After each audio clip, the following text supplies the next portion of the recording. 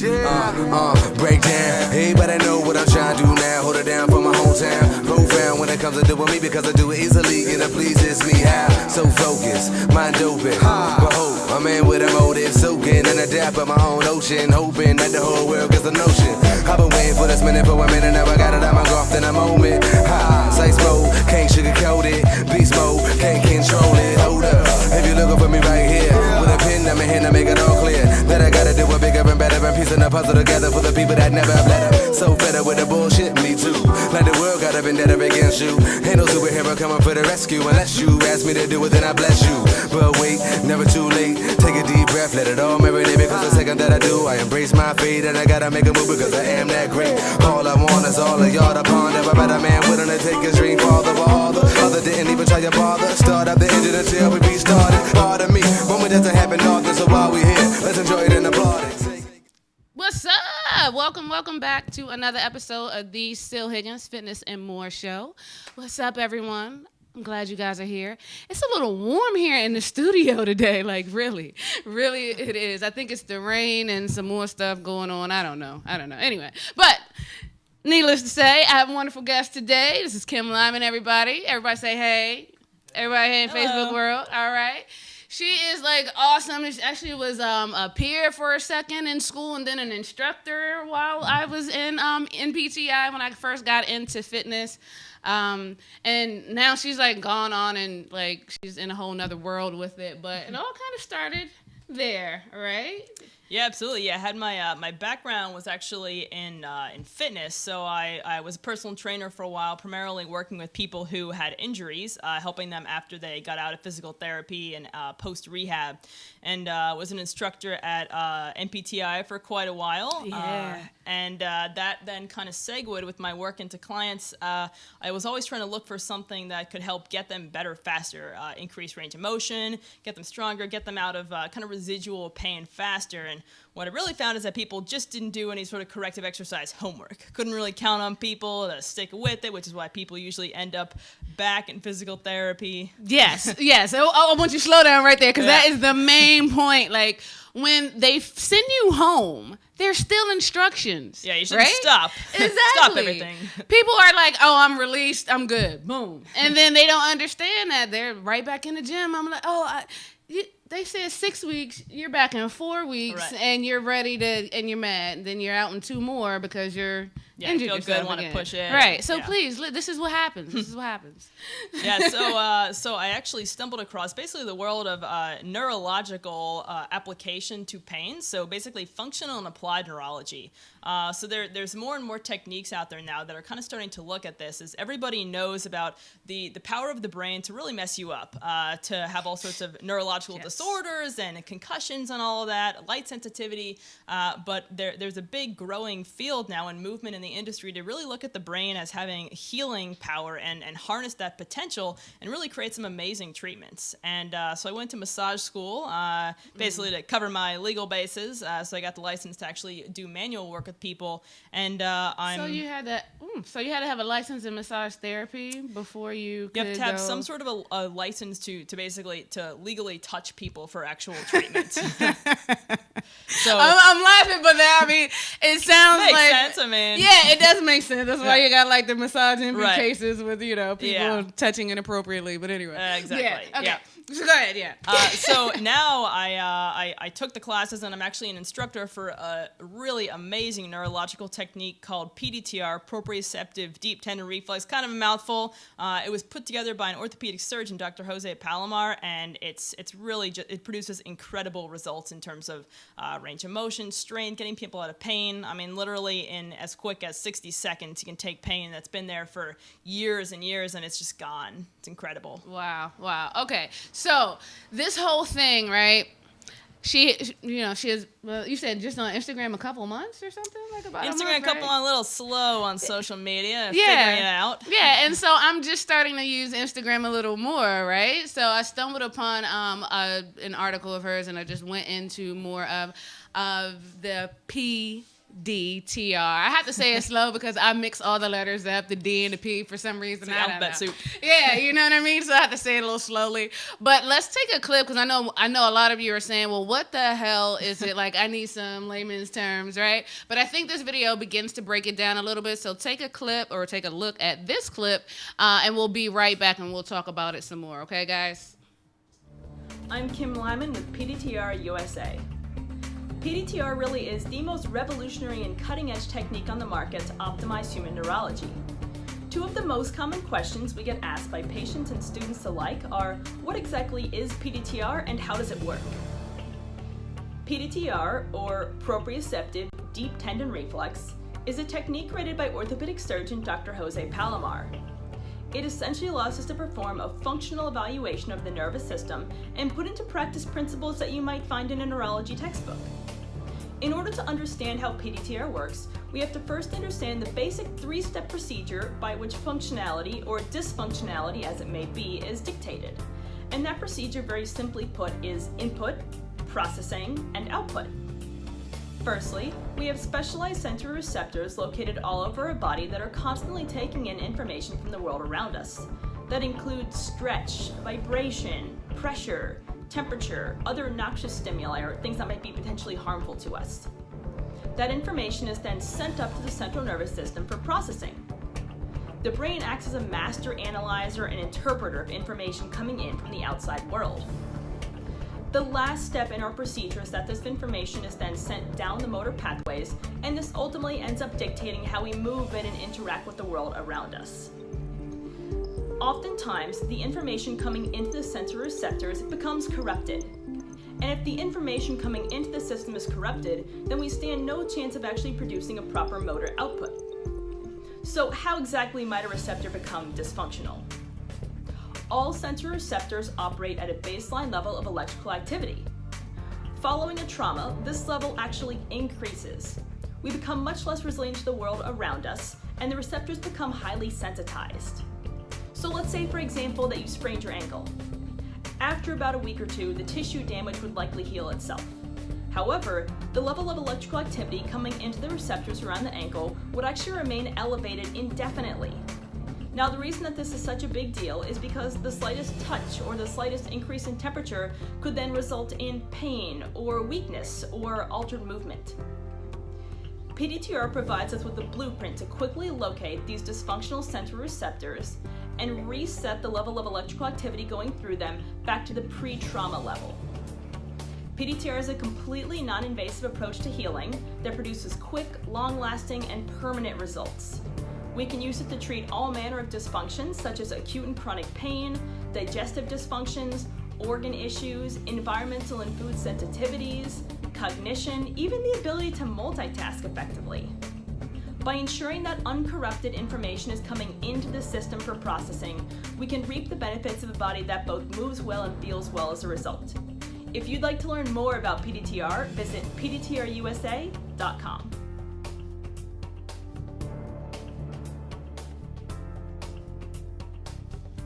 All right.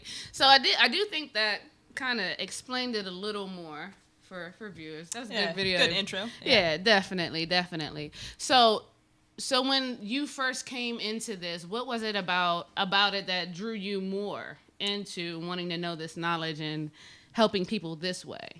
Yeah, it just kind of innately made sense to me in terms of if the brain can do these terrible things, that it can probably do some pretty amazing things as well. And I actually had experienced this particular treatment myself. I'd been walking around with inserts and in my feet, the shoes for a long time, and probably for years. And every time I tried to walk without them, I just have a lot of pain. And so I was really relying on them. And I think a lot of people out there rely on their inserts to get around without pain. And I had a guy who he did this treatment. It seemed crazy. Basically, he was just tapping and poking and hitting some reflexes. Yeah. And the treatment definitely looks weird. And so, I go out the next day. I'm like, oh, that guy couldn't have possibly done anything. I don't know what he just did, but I'm going to wear these inserts the next day. Because he told me, take them out. You don't need them anymore. I'm like, no, you just tapped my foot a couple times. Doesn't make any sense. And the next day I'm walking around, and I was teaching at MPTI at the time. Okay. And so I had my shoes on with my inserts, and literally by the time I got in class, he taught the night class at, like 5:30 p.m. and my knees were killing me to the point of where I was limping in front of the class. I was breaking a sweat because I was in so much pain. I never had knee pain before. I couldn't figure it out. Okay. Took the inserts out during the dinner break and was walking around barefoot for the rest of the night. And in about 30 minutes after taking the inserts out, pain went away, and I haven't worn inserts since. And I Wow. had to check it out. Wow, Yeah. just like that. Yeah. Yeah. I think what I thought was what I thought was super cool while watching it, and it's something that I'm always like, I have a love-hate relationship with doctors and, Sure. medicine, right? So I always feel that you don't need surgery, all the time, and they just want to just cut and poke and, knife happy. Yeah, you know what I mean? Like, and then dope you up. Like, I just, it Yeah. gets on my nerves.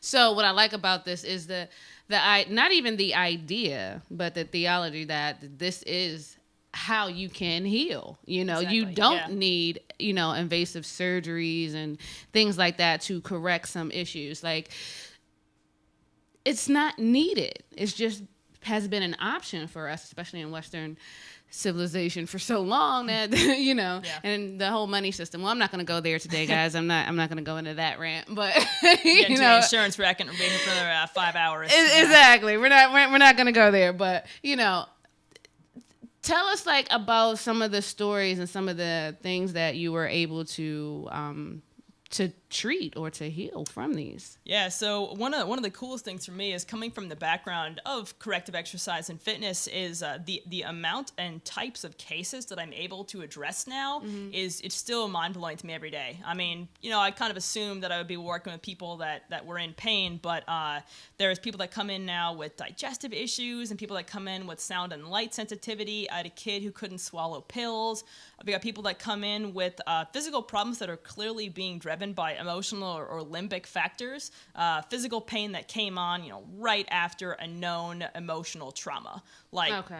Mom passes away, and then the next day you get a pain in your neck that you can't seem to get rid of no matter how much physical work that you go through, Right. physical therapy, chiropractic, nothing touches it. Yeah. Okay. So like you say that, like, so there's like an old saying, like, when that happens, and especially, I don't know if it's a cultural thing or not, but it's always a saying, like, as the old lady said, they're like, oh, she just sick. It's eating her. It's killing her now. It's, it's weighing her down now. Yeah. Right.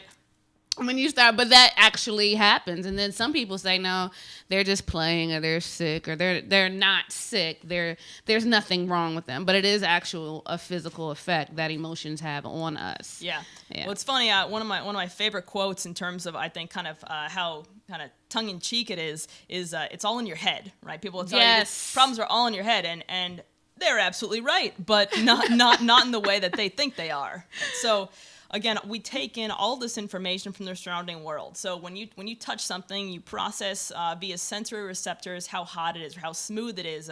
Does it stretch? And all this information goes up to your brain, which interprets that information, and then it tells your motor pathways how you should best interact with that object. Should you actually grip it firmly? How should you shape your hand? And so if the information that is coming into your brain for processing isn't right, say that it's really sensitive, Right. then you might not grip something as firmly as you should. And then all of a sudden you think that you have weakness in your hand. Or maybe you overreact to temperature. So what feels warm to you is scalding hot to somebody else. Absolutely, absolutely. Or to as simple as someone standing on a chair and falling down, and they know that when they stand on that chair, they fall. They're hesitant about standing on that chair. Like Right. their mind is telling them, no, Yeah, wait a minute. exactly. Yeah, kind of perceived threats in the environment that aren't necessarily accurate. An overreaction, if you will. Okay, awesome. So something from as simple as that to something that can be as complex as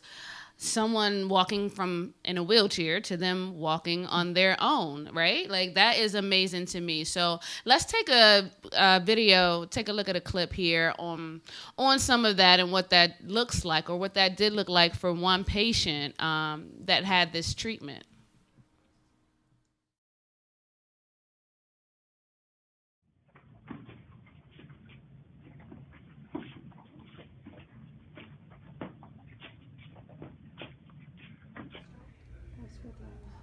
Okay.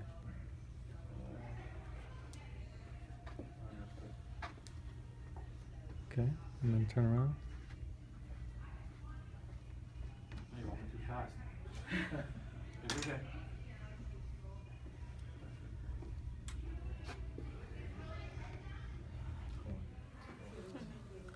On October 7th, 2014, I suffered from a traumatic brain injury, and for the past year and a half, I've been having constant headaches every single day, trouble walking, dizziness, and pain in my eyes.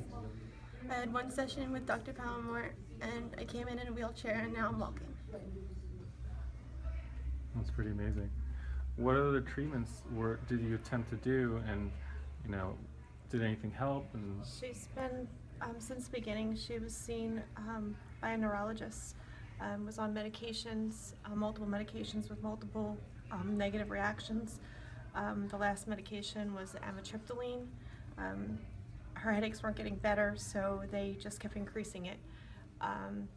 Problems kept getting worse, and then the other day she woke up in the morning and she couldn't walk at all. She couldn't bear weight.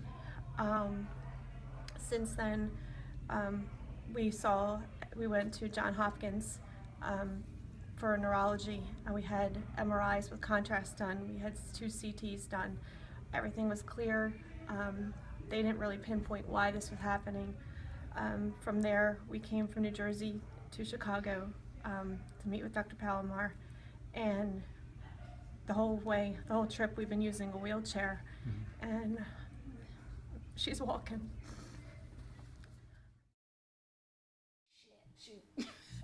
I just ended my live for some reason. It just happens. It's okay. Oh no, we're coming to save back here.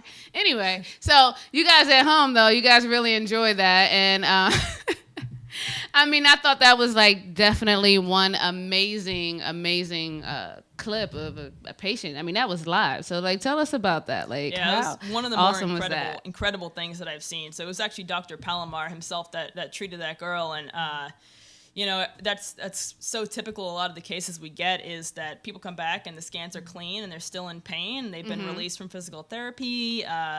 The stuff hasn't worked and they just don't have any answers.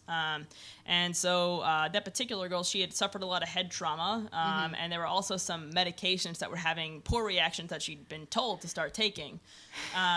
And so again, we have this improper information coming in that we're responding to. And so with this particular method, the way that it works is that we actually correct that information.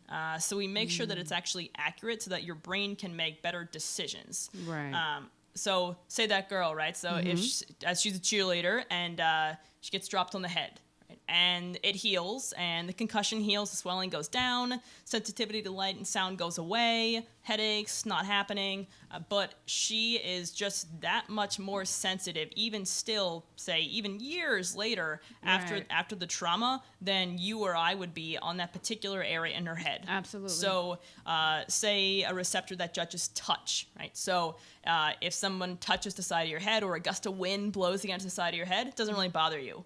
For her, it might do something like create a migraine because she just overreacts to that touch. So we take those touch receptors, those pathways, and we kind of reset them back down to where they were in terms of sensitivity before the actual trauma of getting dropped on the ground or something of that sort. Yeah. And then too, for like the people at home, when you say you take a receptor, you're doing something, you're really just using your hands, right? Yeah, there's no external tools. So essentially what we're doing is we're using manual muscle testing along with very specific stimuli for each of the different sensory pathways. So the way that I explain it to my clients is each pathway kind of has its own language that we speak.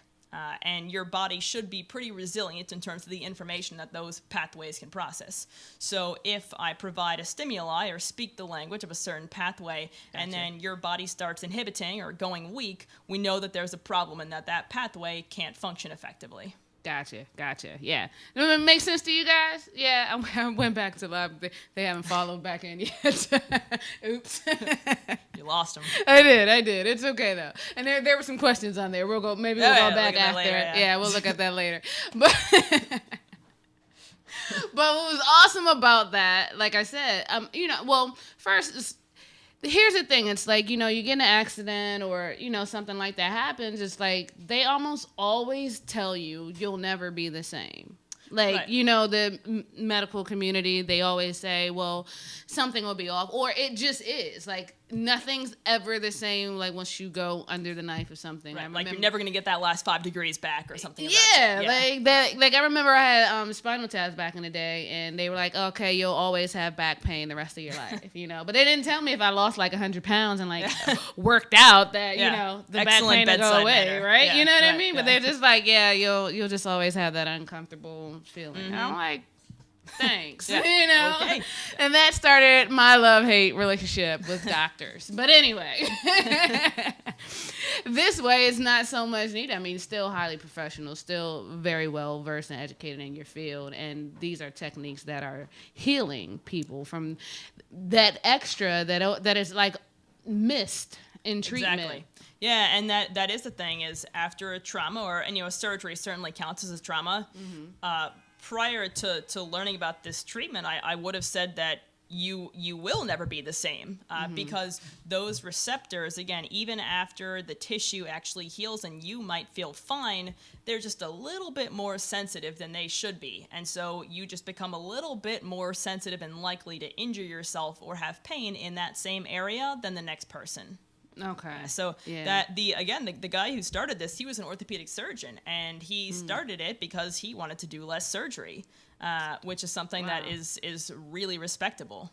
Yeah, because that's not what they go to school for. Right, exactly. Yeah. That's kind of the opposite of why they went to school. Exactly. Yeah. That's cool. But I mean, it tells you, like, it tells you guys at home, jumping to surgery is not always the best policy. It's not the easy fix. It's not the end all, be all. I say that especially too for the weight loss surgeries. Like, come on, guys, just get it. That's a whole nother show, but we'll do that one in a couple weeks. But anyway, stay away from the knife. Now, this is another another treatment, another way of being treated that can help with not only, like I said, the physical aspects of that, but the neurological ones. And to me, it looks like it's like the cleaning up. It's like the last thing that like almost needs to be done to get them right back on the right path. Yeah. So a lot of times I'll get people in, that the issue's been there for 10 plus years, and it is like that last little cleanup piece, but it's super effective in terms of kind of nipping something in the butt before it actually gets out of control as well. Yeah. And that's what happens is, you experience some sort of a trauma, like you sprain your ankle today, and, you rest it, you ice it when you get home tonight, and then tomorrow it feels fine, so you kind of forget about it. But your ankle is just going to be a little bit stretchier than mine would be. And so if you were to, get a treatment like later this week, then that the likelihood of you re-injuring it down the road would go way down. Exactly.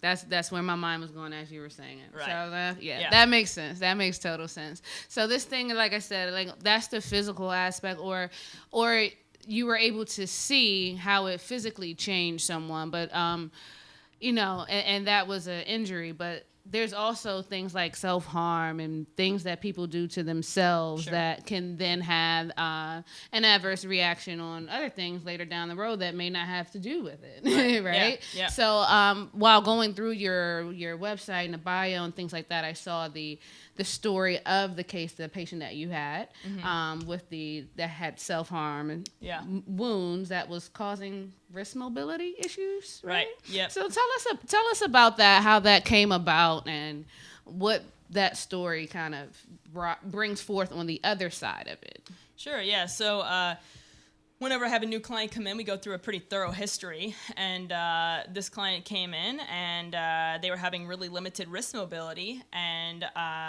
one of the questions on the survey that I always ask people with history is, do you have any scars? So most commonly, this would be like C-section scars or scars from surgery, piercings, things like that. They all count. And this particular person said that they had a lot of self-harm scars on their forearm. And it doesn't take a genius to figure out that those two things might be related. Right. So most therapists out there might do some sort of manual work on the scar tissue. And frankly, before I took this work, I would have too. Yeah, and before you go into that, like, because you raise a valid point. you said to you is a no-brainer that those things would have some kind of relation, right? But to her, it was probably the furthest thing from her mind of why. She kind of wasn't sure. Like she wondered because it was just so close, like it's so anatomically close to the area of problem, and she didn't have limited wrist mobility prior to the actual scars as well. So the scars were, just for a view, the scars were on her wrist. Yeah, they were on the inside of the forearm. Okay, yeah. okay. So those are self-harm scars from way back. Yeah, and then from depression and Okay, and then coming to the forefront years later, right, where she didn't have the mobility. Exactly. Okay. Yeah, things just kind of pile up over time. We're allowed a certain number of compensations before we basically start to notice lack of range of motion, or we become, we start experiencing pain, something of that sort. Okay. And so these scars, I think that most people would look at the actual scar tissue and start doing work on it. Like I said, I know, before I knew this technique, that's totally what I would have done. I would have done stuff to stretch out the wrist extensors and the wrist flexors so that the wrist could start moving better. And using this technique, I started looking at exactly what was going on. So using PDTR, I did some local muscle testing to see if the wrist flexors and extensors were actually firing. And I started finding some information that was a little bit off locally over those scars. So what you might think of as being like physical information regarding like slow nociception. So nociception is basically stimuli that your body could eventually perceive as being painful if it passes a certain threshold. Right? Okay. So like when you put your toe in the bath water to test and see if it's going to be painful or not, that's nociception in terms of thermal activity. Gotcha. Okay. So I found some slow nociception over the actual site of the scars. But one thing with PDTR is that we can actually look and see exactly how this whole kind of web of compensation is structured, and that slow nociception was actually underneath some information in terms of going to her limbic pathways in the brain, so emotional dysfunction, if you will. That was over top of that. And so we actually had to treat the physical problems by going in and actually looking at the emotional information. So when you go through a certain trauma, pick out anything, right? So a funeral or car accident. 4 deaths in 6 weeks, literally. That would count as many traumas. Yeah. When you go through that experience, a lot of people, the whole thing kind of blends together in their mind, and it just seems really hard to parse out. And one thing that you'll find is that if you really start looking at it, it's not the entire experience that's problematic. It's one very particular piece of it. So it could be a visual scene you remember that just really sticks with you. Like after a car accident, maybe it's looking down and seeing glass stuck in your leg. Gotcha. It could be something auditory, like a comment somebody said that was really hurtful, or the sound of screeching tires. It could be stuff that you imagine happening in the future. Could be those nasty thoughts running through your head over and over, kind of self-defeating thoughts. It could be taste or smell or something of that sort. And so using this technique, we're actually able to parse out exactly which piece it is that's keeping you from processing this whole experience. And so you get all that information from the receptors? Yeah, so these are specific limbic pathways, so there's not really an emotional receptor. But yeah, so using this technique, we can actually figure out exactly which piece it is that's keeping you from kind of processing this experience as a whole. So it doesn't make, you're still going to think about those deaths and feel sad. That's totally normal. But it'll help you kind of integrate and process the experience on your own. It'll also take away that really heavy emotional weight that experience carries.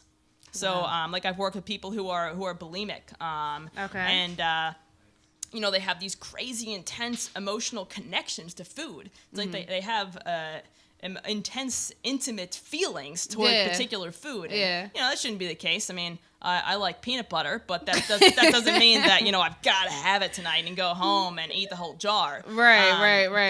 But for somebody suffering from bulimia, they do have that sort of intimate relationship with food. And so what this technique does, and what I've had a lot of success with in the past, is kind of dampening that emotional connection to the food. So they still like the food. It's not like I make it so that they hate the food. But they ain't doing no voodoo on them or anything like that. No voodoo. But yeah, so it basically takes away the emotional need to have that food all the time and to have excessive quantities of it. Yeah. Right? It's like you can finally think logically again. Wow, that is crazy. With no surgery, no drugs. No surgery, no drugs. Nope. Just some tapping. Tapping, poking. Tapping and poking. That is freaking amazing to me. But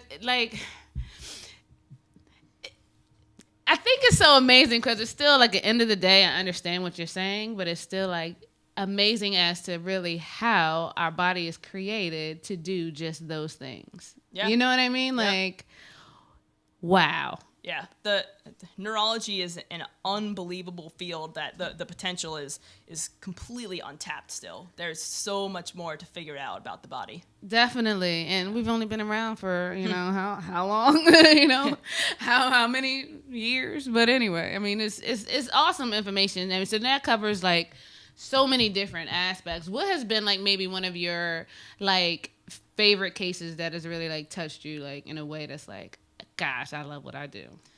Oh man, so many. There was one case that I really enjoyed just because of the reactions that I saw afterward. But I've got a good friend, and she's got a girl who she was 13 years old at the time, and she'd been through the ringer. She was really athletic little girl, and she had some issues with juvenile arthritis, and so kind of had some pain on and off that we'd been managing. And this kid just got injured all the time, one of those. Okay. And she had some knee problems, and they told that it was a serious sprain, and she actually came in on crutches. And the orthopedic doctor had told her that she needed to stay on the crutches for about 3 weeks, and then in 3 weeks' time she could go ahead and start trying to walk again, but that she wouldn't be ready before that, really needed to kind of let it rest. Okay. And whenever she tried to put weight on it, she couldn't walk at all. Okay.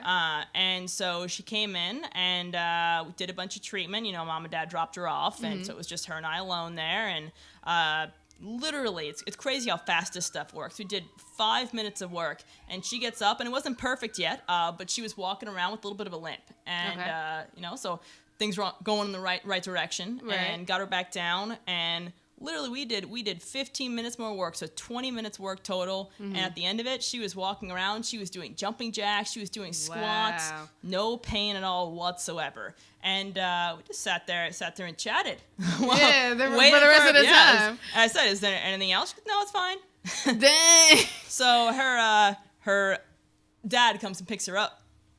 And she walks out, and she's carrying the crutches overhead. Oh, yeah. Yeah. Like, watch this. Yeah. That of course, is he's awesome. freaking out. It's like, do you need those? You can't walk. And then there was a pause, and he realized that she was actually walking just fine. Right. Yeah. And that was it. She was good to go. And she took the next day to kind of rest and went back to the doctor for a checkup. Because I said, make sure that you're good to go. Yeah. And he did the checkup, did his examination on her, and that was it.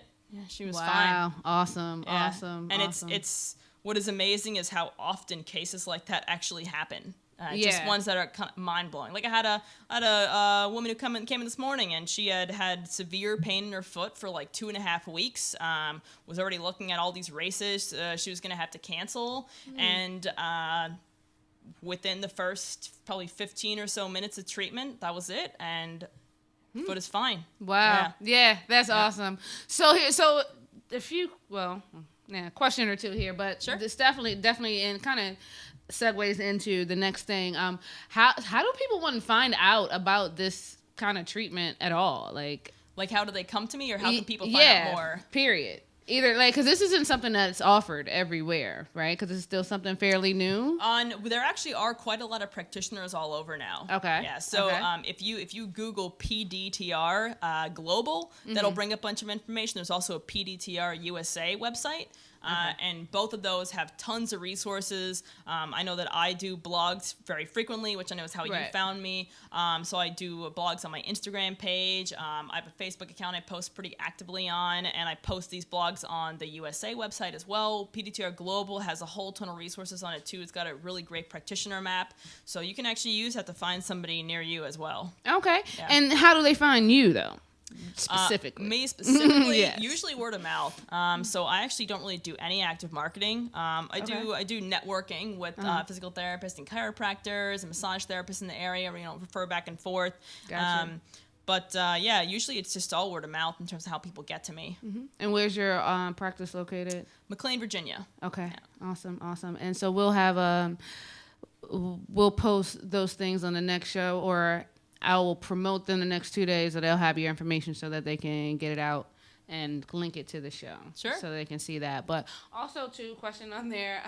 It's like, yeah, you are amazing. I've gotten a couple of you are amazing. That is awesome. Thank you. Yeah, That's someone nice. said, that was called cutting. We were talking about the self-inflicted wounds. Yeah. And, is this treatment covered under insurance? So that actually depends on who you go to, right? So if you have a chiropractor that does this technique, then through their insurance as a chiropractor, if they incorporate it into their work, then it would probably be covered. Okay. If you go to a medical doctor who does it, then it's of course going to be covered. If you go to a massage therapist that does it, then it probably wouldn't be covered. So it more so depends on the practitioner rather than the method itself. Got you.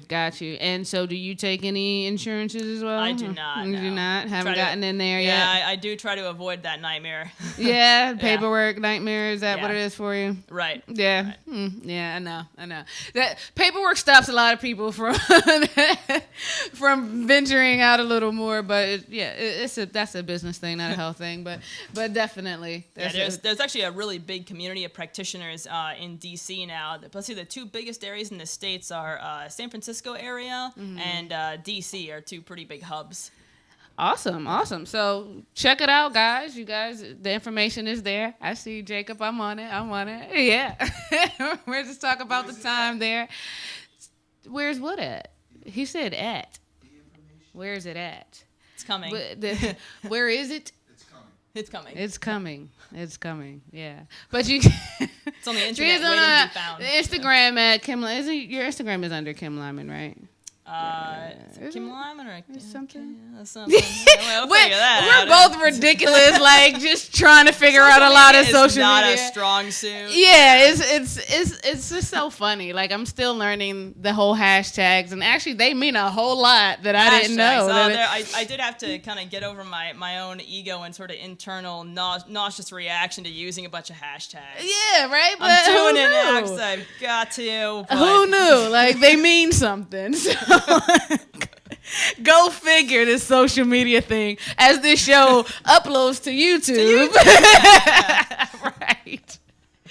Absolutely ridiculous. But you know what? It's so funny. Like things happen for a reason. My engine blew in my car this month, and so it allowed me to sit for a while and actually go through and kind of reorganize things and actually start getting this social media stuff up and running the way it should be. So, there's always a silver lining in everything. I think understanding and learning even this treatment will definitely offer a silver lining to many people. I mean, it already has. And I think what you're doing is totally amazing. Thank you. Awesome. And I'm glad to say yes. Like not only that we know each other, but she actually taught me for a while and all that good stuff. So good luck to you and everything so else much. with everything else that goes on and your travels and just Yeah, a all lot the of stuff travel. you're doing Yep. and you're baking now and all that good stuff. Yes, Like, yep. I'm like vegan pescatarian now, so I'm like, yeah, damn it, she don't do that now, but but it's a good thing that I don't need all that. I'm on my mission anyway, finishing up my job. So anyway.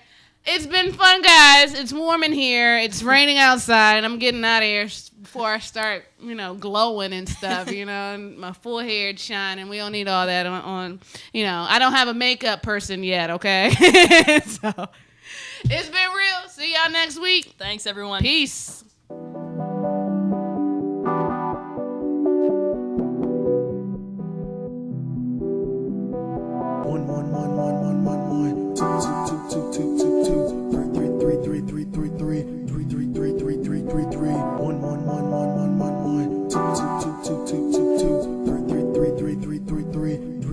Fresh air, break down. Everybody know what I'm trying to do now. Hold it down for my hometown. Profound when it comes to doing.